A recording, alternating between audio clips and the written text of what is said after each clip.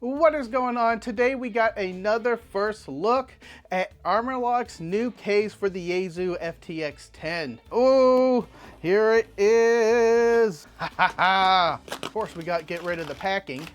Yeah. What do we have in the box here is the two halves of the case shells and plus the screws that came with it so we can mount it in the radio. Things to note that I found so far. These screws here, we're going to be needing a Phillips head to do that. Kind of curious on why they just didn't use the holes, bigger holes here and here to mount the cage, other than mounting with the 2 screws here versus the 4 screws will give you a more mounting point, a more easy distribution of the weight for the system. So maybe that's why we use the 4 instead of the 2. Kind of worried at first that the sides of this case and the zipper would kind of interfere because the bag slopes backwards here. However, it zipped up pretty nicely and kept it all snug in a rug like a bug.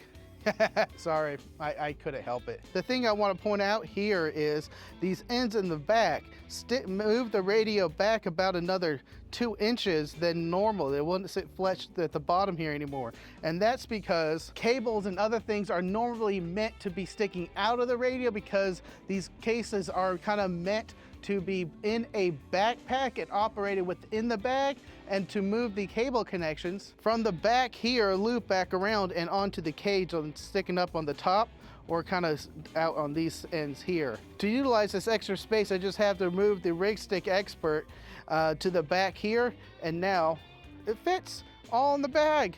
Look at that. Now, with one hand, I can go ahead and just pick up the radio. I love it. I love it. A feature I just wanted to point out real fast here is the cage does not interfere with the bar that pops up and leans the radio up. So I can go ahead and pop that bar up, and then now it's looking up at me. All that's left now is to call CQ. CQ Poda, CQ Poda, CQ Poda, CQ Poda, CQ Poda, CQ Poda. This is